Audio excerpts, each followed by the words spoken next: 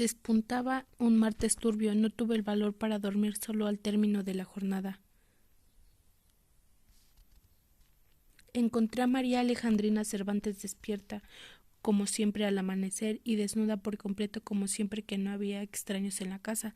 Estaba sentada en la turca sobre la cama de reina frente a un platón babilónico de cosas de comer, costillas de ternera, una gallina hervida, lomo de cerdo y una guarnición de plátanos y legumbres que hubieran alcanzado para 5. Comer sin medida fue siempre su único modo de llorar, y nunca la habían visto hacerlo con semejante pesadumbre.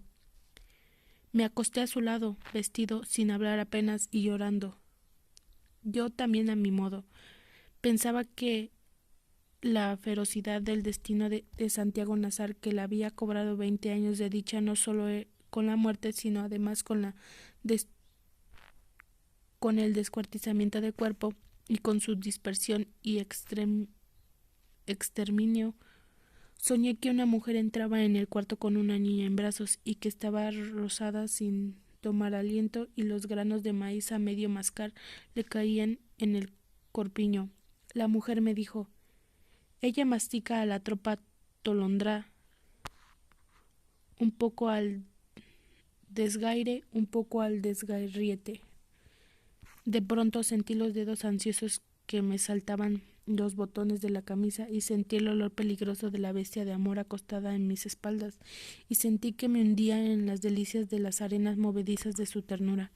Pero se detuvo de golpe, tosió desde muy lejos y se escurrió de mi vida. No puedo, dijo, hueles a él. No soy yo, no solo yo. Todo siguió oliendo a Santiago Nazar aquel día. Los hermanos vicarios lo sintieron en el calabozo donde lo encerró el alcalde mientras se ocurría qué hacer con ellos. Por más que me restregaba con jabón y estropajo, no podía quitarme el olor, me dijo Pedro Vicario. Llevaban 3 noches sin dormir, pero no podían descansar porque tan pronto como empezaban a dormirse, volvían a cometer el crimen, y casi viejo tratando de explicarme, estado de aquel día interminable.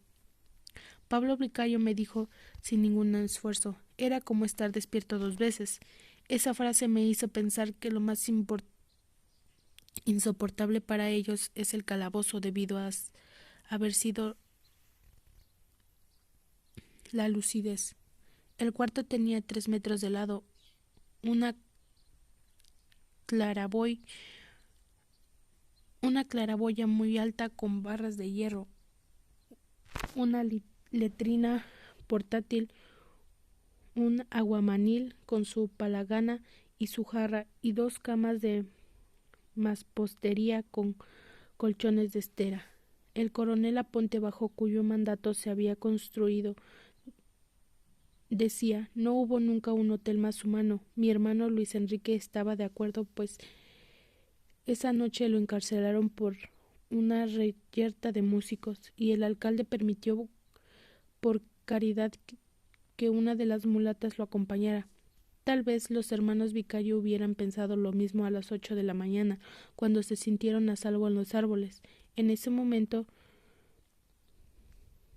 los reconfortaba el presagio de haber cumplido con su ley, y su única inquietud era la presencia del olor.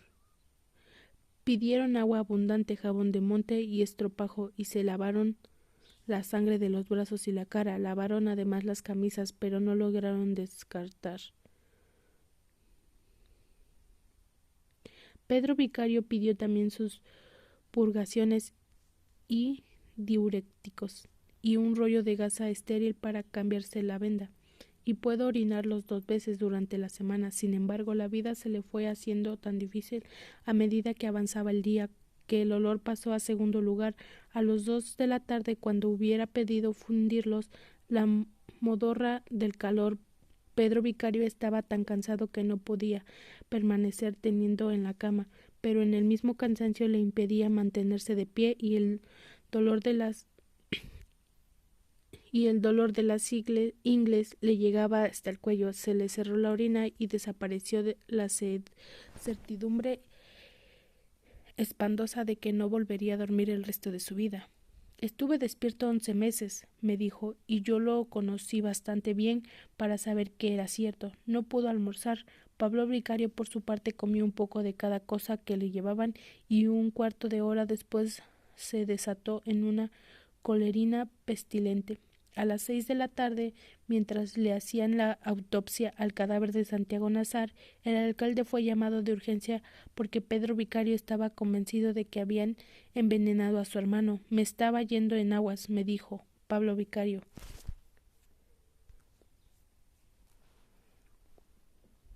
Y no podíamos quitarnos la idea de que eran vainas de los turcos. Hasta entonces había desbordado 2 veces la letrina portátil y el guardián de la vista lo había llevado otras 6 al retrete de la alcaldía. Ahí lo encontró el coronel Aponte encañonado por la guardia en el excusado sin puertas y desguanzándose con tanta fluidez que no era absurdo pensar en el veneno, pero lo descartaron de inmediato cuando se estableció que solo había bebido agua y comido el almuerzo que les mandó Pura Vicario. No obstante, el alcalde quedó tan impresionado que se los llevó a los presos para su casa con una custodia especial hasta que vino el juez de instrucción y los trasladó a Botánico de Richoa.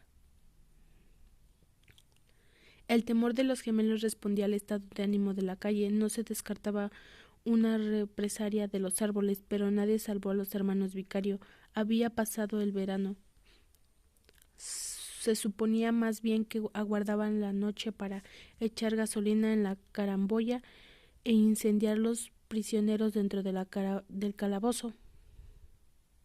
Pero aún esa era una suposición demasiado fácil. Los árboles constituían una comunidad de inmigrantes pacíficos que se establecieron a los principios del siglo en los pueblos del Caribe.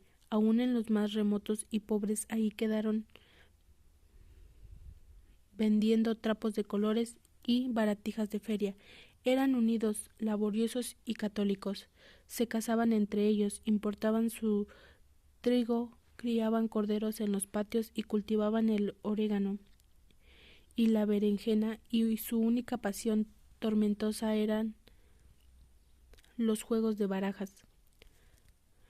Los mayores siguieron hablando en árabe rural que trajeron de su tierra y lo conservaron intacto en la familia hasta la segunda generación, pero los de la tercera, con la excepción de Santiago Nazar, les oían sus padres en árabe y les contestaban en castellano, de modo que no era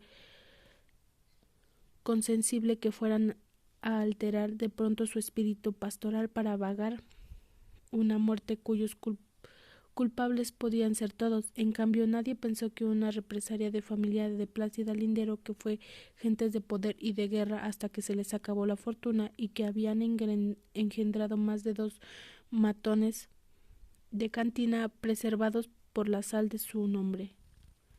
El coronel Aponte, preocupado por los rumores, visitó a los árabes familia por familia y al menos por esta vez sacó una conclusión correcta. Los encontró perplejos y tristes, con insignias de duelo en sus altares, y algunos lloraban a gritos sentados en el suelo, pero ninguno abrigaba propósitos de venganza. Las relaciones de la mañana habían surgido al calor del crimen, y sus propios protagonistas admitieron que en ningún caso habrían pasado de los golpes. Más aún, fue Suseme Albada, la matriarca centenaria, quien recomendó la infusión prodigiosa de flores de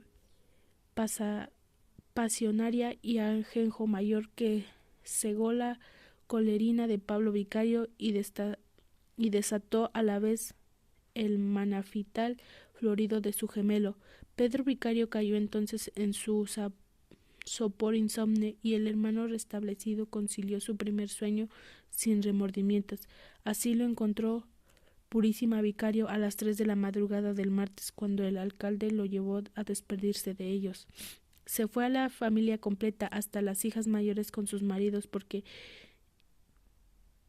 por iniciativa del coronel Aponte. Se fueron sin que nadie se diera cuenta, el amparo del agotamiento público, mientras los únicos sobresalientes despiertos en aquel día irreparable estábamos enterrando a Santiago Nazar. Se fueron mientras se calmaban los ánimos, según la decisión del alcalde, pero no regresarían jamás. Pura Vicario lo envolvió en la cara con un trapo a la hija de vuelta para que nadie le viera los golpes, y la vistió de rojo encendido para que no se imaginaran que iba guardando luto al amante secreto. Antes de irse le pidió el padre Amador que confesara a los hijos en la cárcel, pero Pedro Vicario se negó y convenció al hermano de que no tenía nada de qué arrepentirse. Se quedaron solos y el día del traslado a Riohacha estaban tan repuestos y convencidos de su razón que no quisieron ser sacados de noche como hicieron con la familia, sino en pleno sol con su propia cara. Poncio Vicario, el padre, murió pocos días. Se lo llevó la pena moral. Me dijo Ángela Vicario. Cuando los gemelos fueron absueltos, quedaron en Riohacha a solo un día del viaje de Manaure, donde vivía la familia. Allá fue Prudencia Cortés a casarse con Pablo Vicario, que aprendió el oficio del oro en el taller de su padre y llegó a ser un orfebre depurado. Pedro Vicario, sin amor ni empleo, se reintegró 3 años después de las Fuerzas Armadas. Mereció las insignias de sargento primero y una mañana espléndida su patrulla se internó en el territorio de las guerrillas, cantando canciones de putas, y nunca más se supo de ellos.